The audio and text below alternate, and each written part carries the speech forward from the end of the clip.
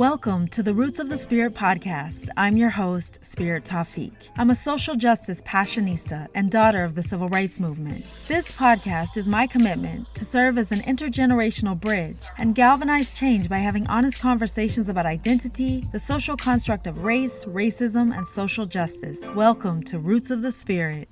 Hello, Roots of the Spirit community. I'm pleased to introduce you to today's guests, who happen to be my first interview with brothers, George and Robert Moses. George Moses is the Executive Director of Northeast Area Development in Rochester, New York. He brings over 30 years' experience as a community-based activist, researcher, and executive who understands the need to balance scholarly research with the practical application needed for positive transformation in challenged communities. He is the key liaison for the establishment of the first Western New York Children's Defense Fund Freedom Schools and a spokesperson for the Children's Defense Fund Dismantling the Cradle to Prison Pipeline Initiative. Robert Moses is the Director of Economic Development for Northeast Area Development, and he embraces the principle of cooperative economics and self-determination as he studies and constructs pathways to entrepreneurship and employment for local youth and adults. Rob has collaborated for 7 years as a community university activist, co-researcher, co-implementer, and co-author on multiple community-based participatory research projects. Their mission is to improve the quality of life for residents in the Northeast areas of the city of Rochester. Without further ado, George and Robert Moses. Welcome to the Roots of the Spirit podcast, George and Rob. It's a pleasure to be here, my sister. Our pleasure as well. You are my first interview with brothers. Yes, ma'am. And it was interesting how when you met us and you said, "Oh, you're brothers." Yes, we're brothers. At the top of every episode, I like to talk about how I became acquainted with my podcast guests. In this instance, we actually met through my little sister, Layla. Layla lives in Vancouver, Canada, and she came to New York for a week-long workshop at NYU's Graduate Center. Back home in Vancouver, my sister is a research coordinator for participatory action research for the Living Wage for Families campaign. In light of her work, she came to New York to take part in the week-long workshop. And actually, George, I'll let you chime in on the details of the workshop itself. Anyways, she brought her toddler, my beautiful nephew Sahel, with her on the trip. I had the golden auntie opportunity to take care of him for the week. And one day during the week, Layla invited me to the university to bring Sahel so we can all have lunch together. And that's where I met you both. As a matter of fact, Layla had mentioned you both in one of our conversations one evening when she came home. She was talking about your incredible community work on a grassroots level, but also on a large scale level in Rochester. So I was already really looking forward to meeting you. So it's really awesome now you're on the podcast. Tell me about the workshop and what did you take away from it? This is George. I'm going to answer it two different ways.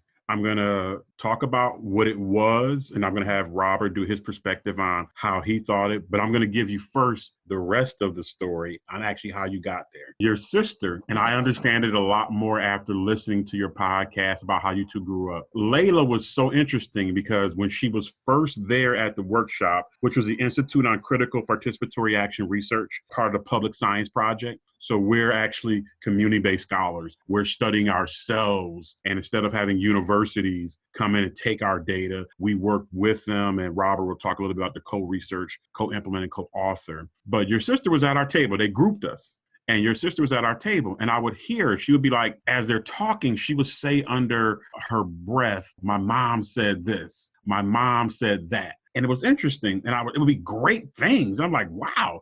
I'm sitting in my mind because we're all a bunch of researchers. And I'm like, well, who is her mother?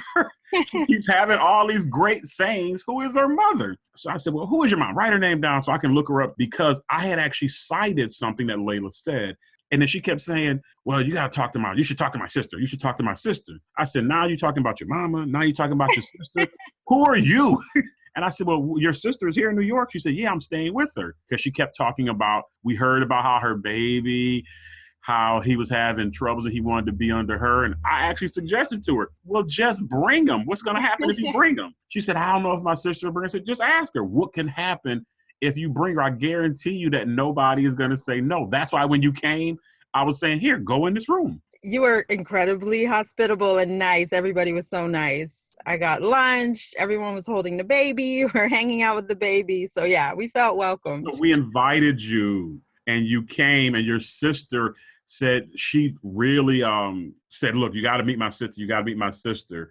because as she's saying the names. So that is the rest of the story. Now I'll have Rob kind of talk about kind of some takeaways from what the workshop was about and what we were doing there. As far as the participatory action research and the public science project, when we got there, it was kind of interesting because I didn't know what I was going to be walking into, first and foremost. So I've done lots of collaborations with the university over the last 10 years. With the university and the community, we established Rock Freedom University. So that's part of our research team that we were doing research in and around the store and the community in which we serve and whatnot. So it was all about being able to co-author, co-implement, and do co-action research with the university, as opposed to having that lab rat effect that they're coming in, studying you, and then taking the information out of the community, and the community never sees, okay, where are we at? Are we growing as a community? They don't share the data historically. So I wanted to make sure, like, when they come in this community, we are establishing whose voice counts in this community. And I believe that I'm the expert in my own community. So when they come in the community, the university per se, we want to make sure that the rules of engagement are established immediately.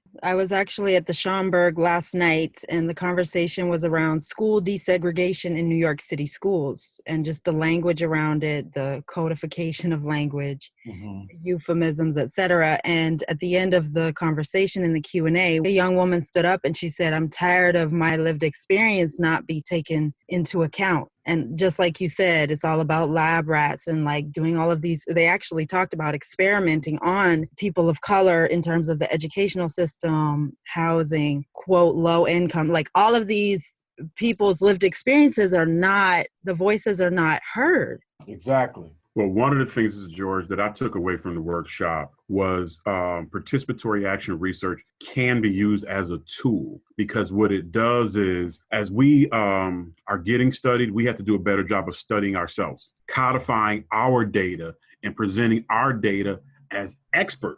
As Rob said, we are the experts on ourselves. No one will know us better than we know ourselves. So we're not passive victims in this. We're active participants, but we have to assume that role, that what I have to say is very valuable. We have to value the things we have to say and how we say those things. So one of the things we took away from it, this is actually a tool that we can use. It shows a process of taking data, our words, because one thing we know in the neighborhood is we're always talking. You'll have the elders around, you have the guys on the block. Where we first were introduced to the research, we would hear them citing folks. They would say something and then cite where it came from. They would say something and cite where it came from. And one of the biggest ones they kept saying is Paulo Freire. And it was interesting because as they were saying these things, I was like, well, that's the same thing my grandmama said, but we're not citing my grandmama. So what we started doing was we started citing our own people. So again, that's how I met Layla. She was saying some things from her mother, and I started citing her mother. So we have to then own it. We have to own our words, own our story, own our past, own our lived experience, and then express it. This is just another venue in terms of action research to explain it. It's been our experience from the very beginning. It's the tradition of the sage. We've always had sages, so it's not necessarily even a new concept, but it's an evolution, and it's a way for others to understand our lived experience. So it's like, okay, here, let us help you understand some things that we know and we do naturally. That's the key. That's why I founded Roots of the Spirit, because it's kind of like Sankofa. In order to understand where we are right now, we have to understand where we came from. Like, I created the podcast to have honest conversations about race, racism, and social justice. And your concept and practice is the key. However, there are so many structures in place that prevent that from flourishing to the degree that I think that we need. At this point, I want to go back and then we'll come forward again in the spirit of Sankofa, because I want to kind of take a track on how you took the path that you took to get where you are right now. George, one thing that stood out to me when we met is you made a reference to the fact that you are brothers, but your life experience took you down different paths to land you in the work that you do now. But I'm really interested in your upbringing, what your experiences were like in your community that you grew up in, and take me on a journey so that we can see like the different paths that you took to get to this moment. This is Rob. So at home, 13 brothers and sisters, 7 or 8 of us by the same mother and father. So 7 or 8 of us in the same household growing up. I wouldn't necessarily say we were poor, because if we were, I necessarily didn't know it, because we made a lot of things work. I watched my brothers be the head of the household in the absence of my father, but not necessarily saying that my father was absent, because he was like a big dad. He was a community dad. So my father was everybody's father. I didn't know a lot of my cousins or other family members. I never met their fathers, but I always watched my father give them discipline. So with that said, we come from a big family and there's only so much to go around. So education was big for us growing up, because we understood that wasn't nobody going to help us but us. So I think my brothers spearheaded that, because they always excelled in school, excelled in sports, and tried to excel in anything that they were doing. So one thing I can say about us as brothers, we're all competitive. And with that said, just growing up in the neighborhood, everything was good to a certain point. And I think until like the 80s, when maybe the crack epidemic hit, where you started to see more vividly how the community, the classism started to change, or the vibrancy of the neighborhood started to change. You started to actually see what poor was, and what, for that matter. So You said there was a shift. What would you attribute that to? the economy in itself, more social programs being gone.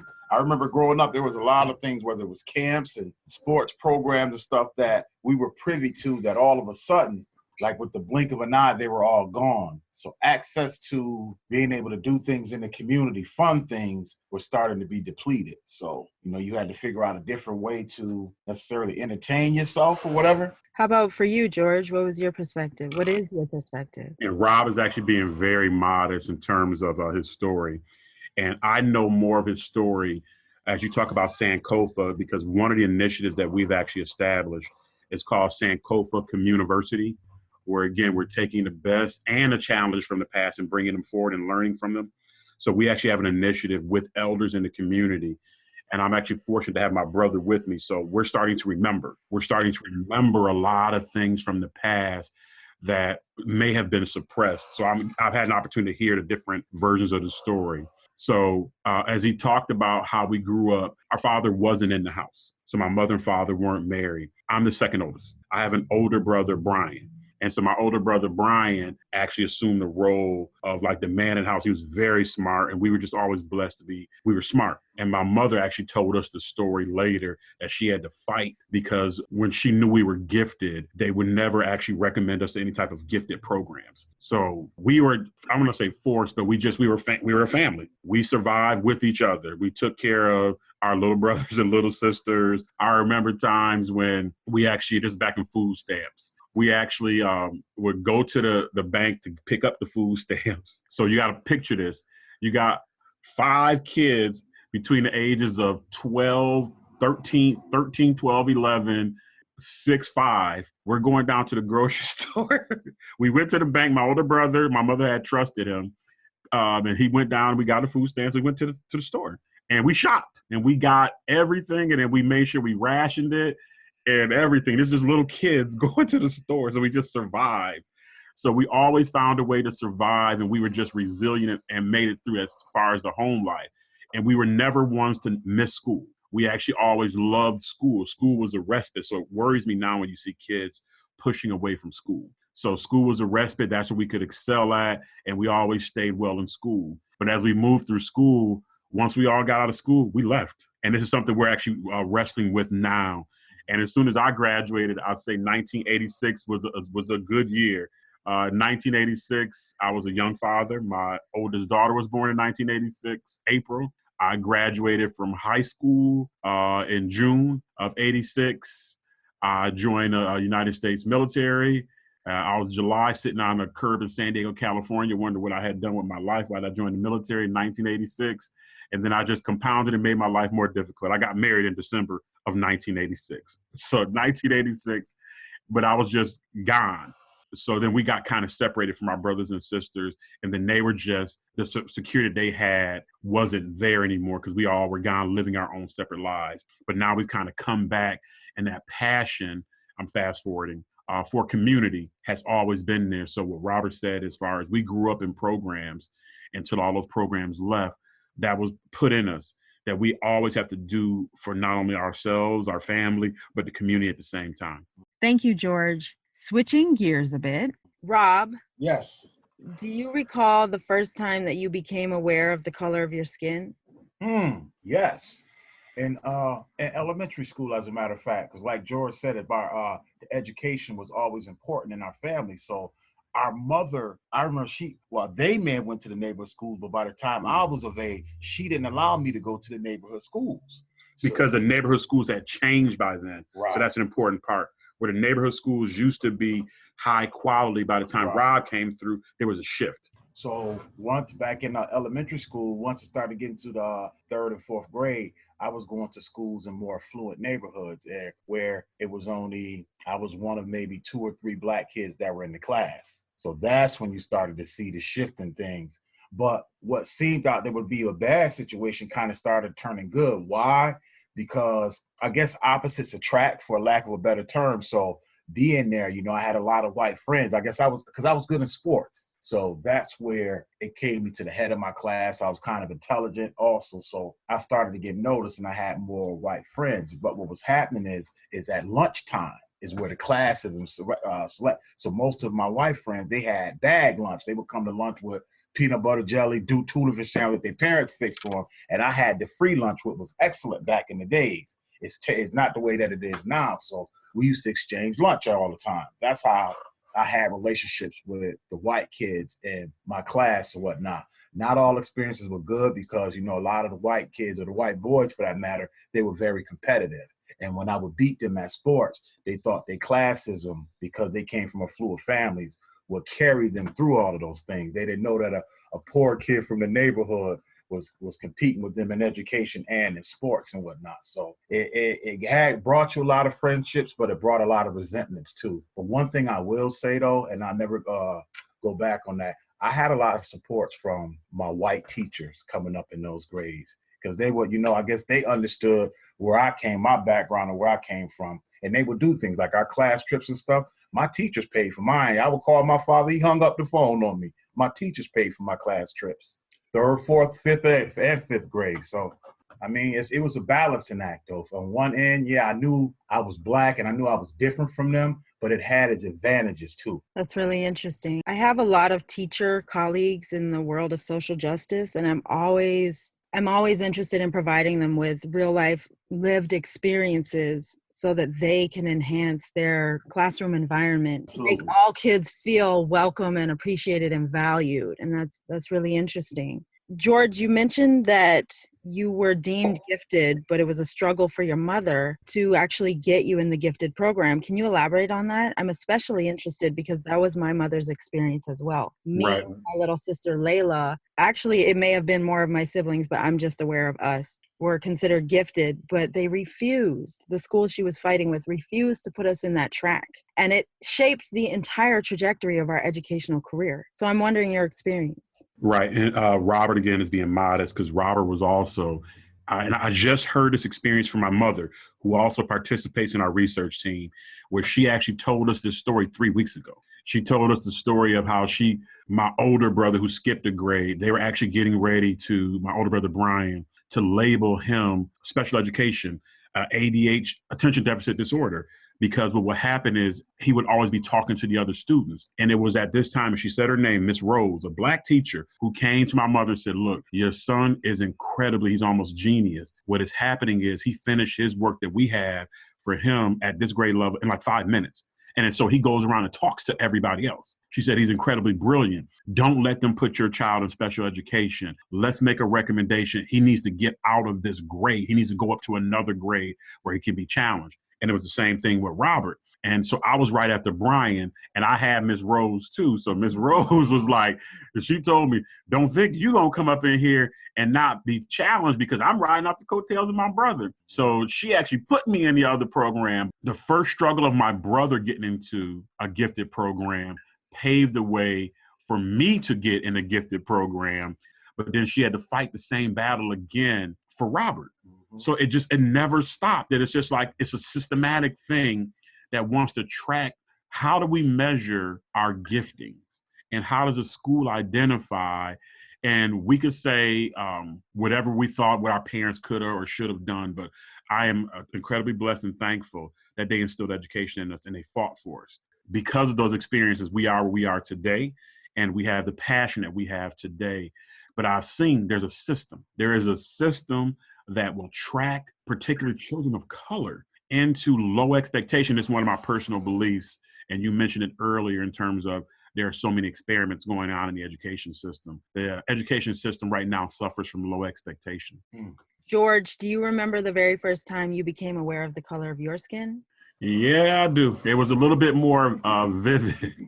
I remember the street, Wright Terrace. It was off of Miller Street, a little street here in Rochester. Because during this time, not what is happening is the black and the white neighborhoods black folks are moving into traditionally white neighborhoods. So we're all kids. We're playing with their kids. There was a white family across the street, and they had their son. His name was Pat. We called him Fat Pat. He was Fat Pat because he's fat. So my older brother, as Robert said, we were very competitive. So when we all played, we played to win. So we would play in sports with them, and we would win, and we would win big, and we would win big. So Fat Pat got mad at my brother Brian because he's also a gifted athlete. We beat him in a sport. We were playing football. We played football on the street, and then he pushed my brother Brian, and then my brother Brian jumped on him. And then before I knew it, Pat's father came out, grabbed my brother Brian by his arm, and then slung him off to the side. And then we all were like little kids, and he just let loose what every nigga, every words I had never even heard of before. I'm like, what the heck was those?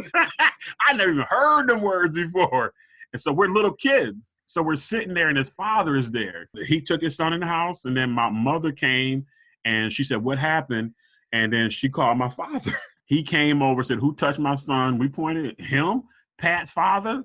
Pat's father came out and whap, whap. I remember it, whap, whap. He punched him in the face. I think his kids ran in. His wife was in the door. Her name was Marcia. She was yelling. She was throwing out more names. We all was sitting there like, wow, now it's a fight. It's a fight. Yeah, it's a fight, little kids. So he runs in the house. My mother says, tell my father, get back over here. Come back over here. Come back over here. Now the whole street is out. Then my father leaves. And then he didn't come back at my father. He ran in his house. So, yeah, my introduction to racism is a little bit more violent. I understand not only physical violence, but verbal violence and the different types of violence that is perpetrated on people of color. I often hear racial violence referred to as something of the past, but it's very much present. So right now we're studying Reconstruction, the Reconstruction period, which is a very violent piece of our history. So one of the things that's really, I think, not talked about is there's an incredible amount of violence that has occurred in this whole thing of racism. Racism is a very, very sick practice. When you actually think about the mindset of a person, just I have more melanin in my skin, and it's I can't get to it in my mind to what gets a person to that level to hate a person's race because of tinting melanin of their skin. I can't get there.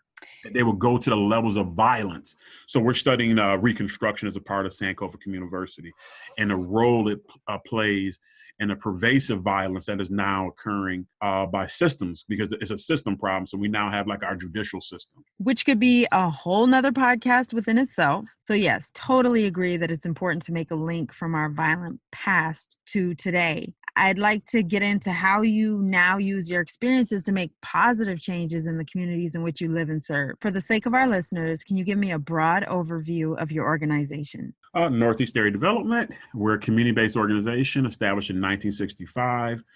We work in housing, economic development, education, community development. So we actually are rebuilding the neighborhood based off of our past experience on what it can be and the potential of people. People, places, partnership, and policy is kind of our tagline. We utilize people, the number one asset. Everything you're going to get done is going to be done with people. We rebuild the places, the structures that are in the neighborhoods, because if we don't build the physical neighborhood, what happens is our children will see dilapidated neighborhoods and normalize it, and they'll see in their little minds that this must be okay, because if it wasn't, the adults would do something about it. So we focus on rebuilding. We do rehab. We do new build, new homes. Partnerships is done through strategic partnerships, who we work with to get things done. And policies is now a new frontier, because there are policies, words can enslave you. So challenging various policies that are actually counter to moving forward with progressive work. Rob, in your bio, one of the things that stood out to me is collective community engagement. Can you describe your specific role in the organization? Okay, well, I'm community-based economic development director. So, I have a community responsibility. I'm like the conduit between the community and the university, because as they come in and do these observations or collect the data and stuff, I have to make sure that I'm responsible from a community standpoint, that the community is not being taken advantage of. So when they come in and out the store each day, because, it used to be a transactional space inside of our businesses, but we've turned them into a more transformational space where these are community hubs and not just a space where you come in and grab something, give us the money, a transactional more type of partnership, and then you leave out the store. In these instances, we know you, we know your family, we build relationships, we have community hubs in which we all gather, whether it be in education, whether it be in the front of economics, and just believing in the social capital and the neighborhood value of not having to outsource for talent within our neighborhood. I believe that our doctors, our teachers, our lawyers are right here. You just have to empower them to be what they are. Tell me about some of the businesses that you currently operate. Yes, we have a few businesses. We have a convenience store, we have a restaurant, we have a cafe, a few other business entities. Yeah, it's an intergenerational model. You have to have that,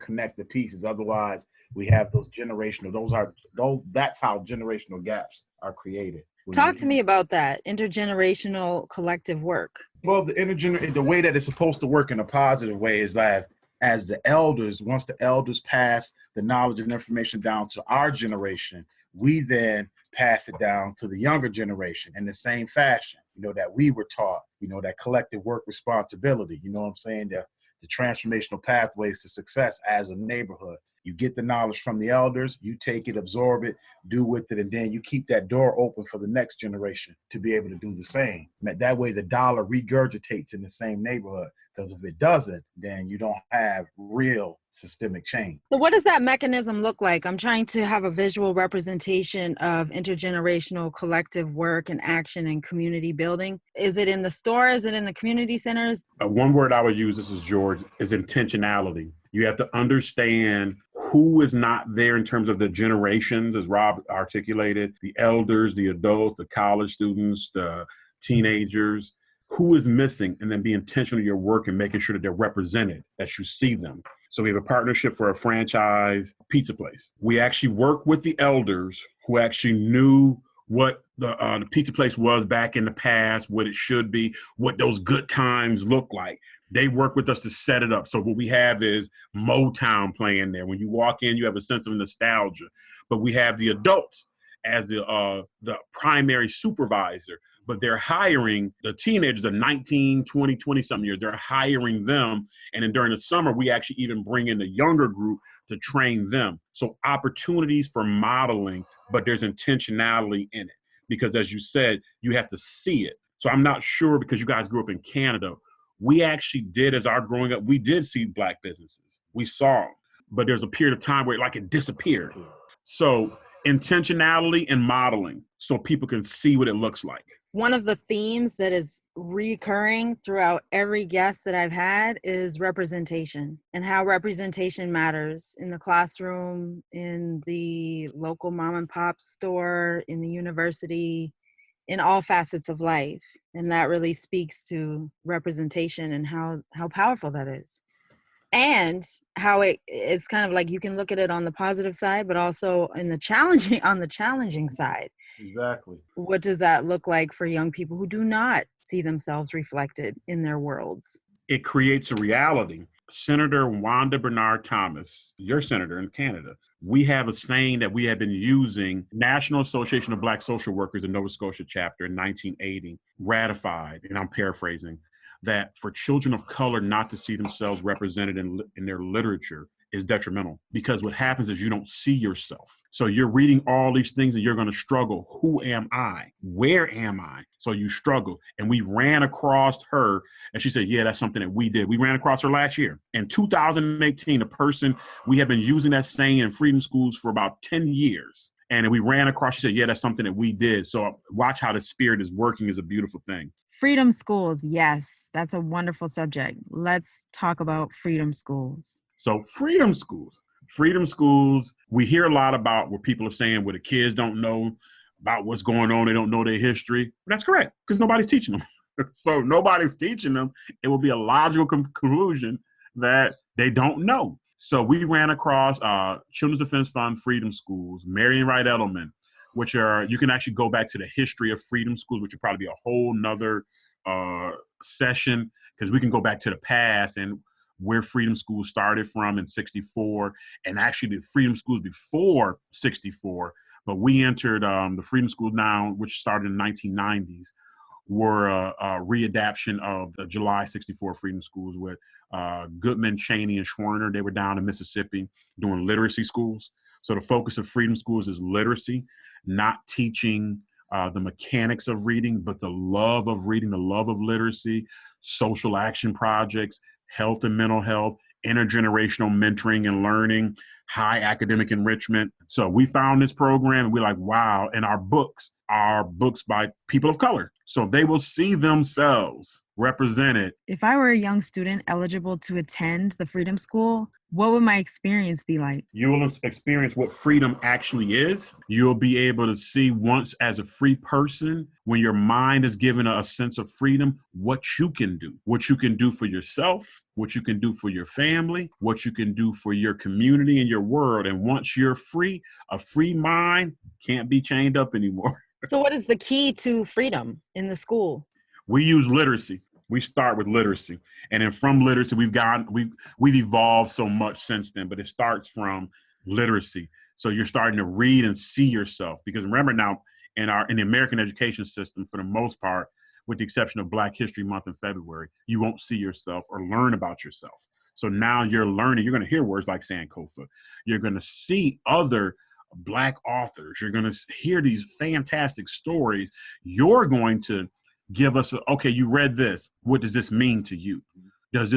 How do you relate to this? Do you relate to this? Why? You get to now express these things that are dormant inside of you. We wake them up. And then we actually don't even advertise at Freedom School. The children do. I have the same experience. When I'm working with young people, they come to life when they see themselves represented, but they're not. And just like you said, Black History Month is 1 month out of the year, or they have the privilege of going to the Freedom School in the summer and they get this enriching experience. But how can we get it inside the regular school year, so to speak, so that kids can experience this every day? We're going to have to do a lot more research and come to grips with some realities that we may not want to accept. Like? I'm going to answer, I'm going to jump back and then jump forward. You have to realize what the education system was meant for. What we've been doing is, it's like having an old Model T car, and then we keep making improvements, but it's still the old Model T car. The original intent, and I'm not going to answer the question for you. You should look it up yourself.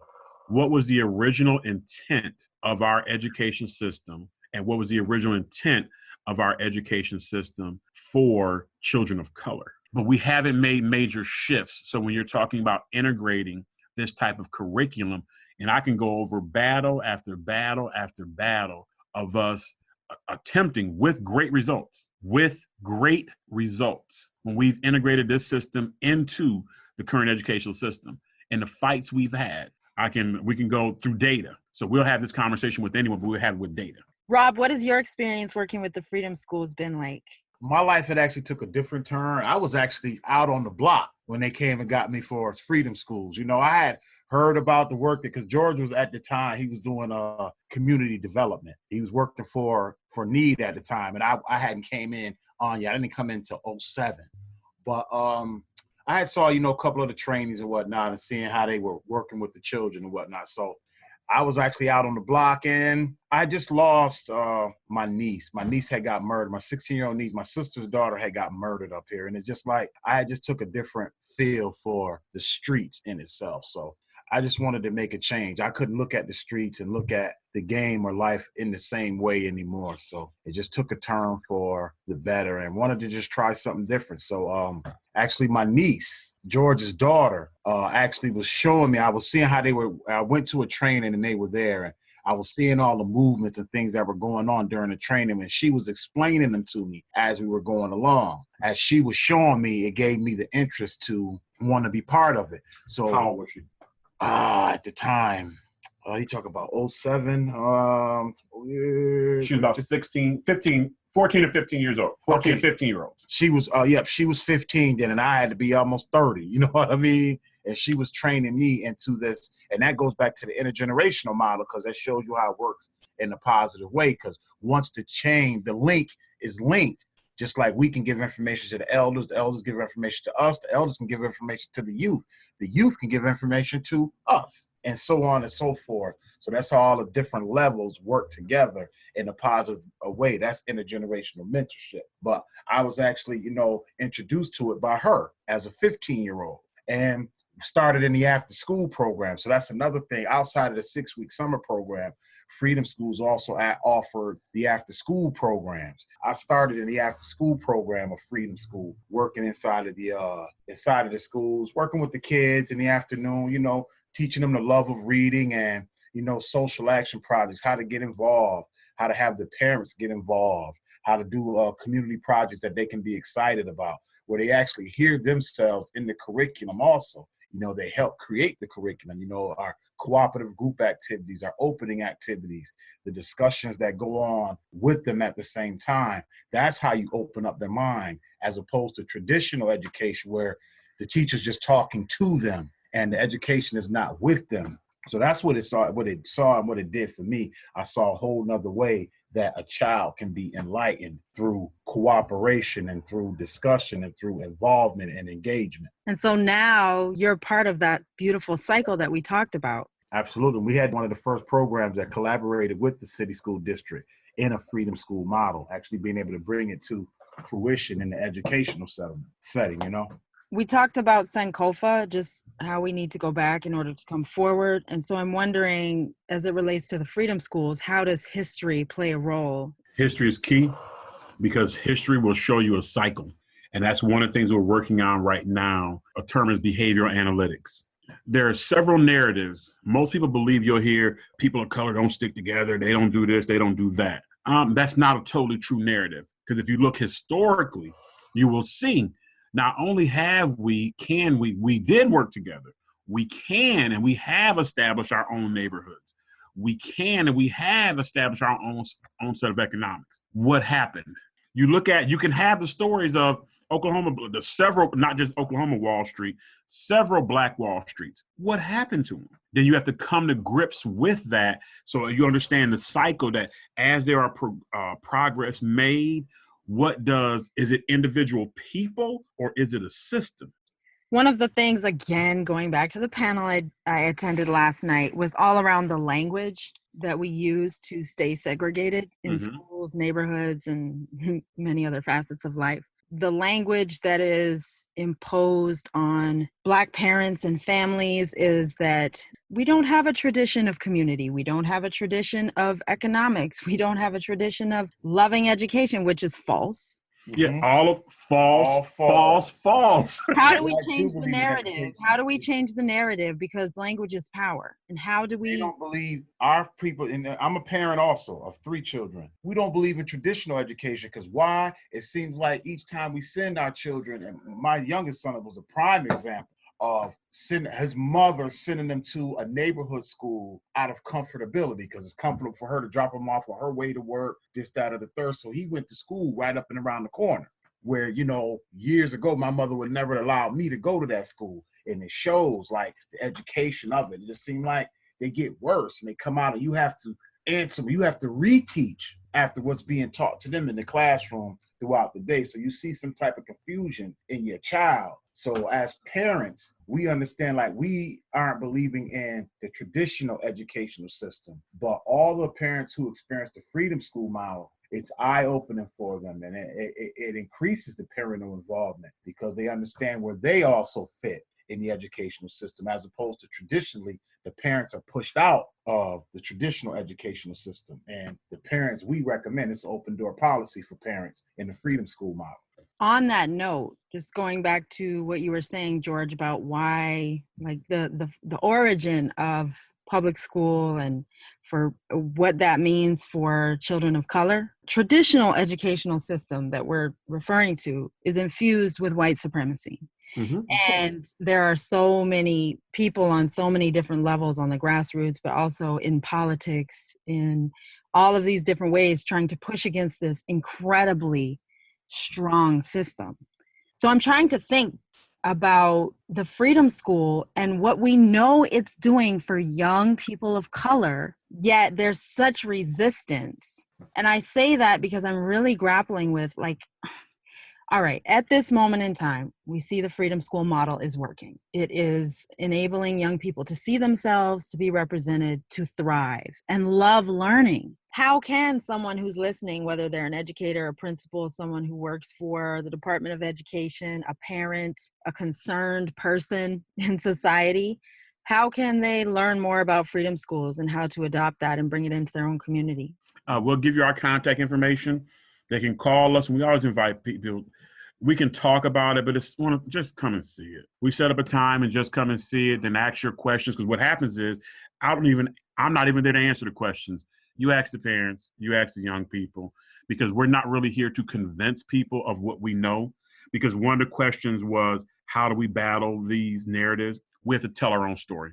You cannot let, he who has the pen controls the history. And we've heard this over and over again, that the hunt will always glorify the hunter until the lion tells his story. And we will laugh. We tell our children this. We have them tell the story from the version of the lion before the hunter had guns, before the hunter had all these innovations, where the lions are sitting around in their pride. They got, yeah, did you see that hunter? Yeah, look at that. Look, there goes his hand over there. I ate that one. He was trying to walk up on me. He didn't even see the pride of lions on the backside. We seen him coming because we smelled him. We smelled him miles away. We had got him. We just tore up their whole camp. But you will not hear those stories because they don't have a pen. Until we write our own stories, it will continue to glorify the hunter. And as we move to the end of our wonderful conversation, Rob, what are the roots of your spirit? The roots of my spirit is grounded in God. I'm a spiritual man of God, family and community, just always in the spirit of service. And I love to serve the community. Thank you so much. George, what are the roots of your spirit? It's rooted in faith. And if you actually look at faith, what has brought us through, and I'm going to go back to something your sister said, that she said your mom said. We can talk about all the negative things that have happened to us, the atrocities, the family things that have could have destroyed people. We are still here. That faith has taken us, will take us to where we need to go. But you have to have that own personal relationship with your creator so that you have a way to ask questions and try to get an understanding and don't believe that this is normal. So I have an incredible faith in my creator and God and the work and what our people have gone through and what we can do. Thank you both so very much. Thank you. It's been a wonderful conversation. Thank you, my sister. Anytime.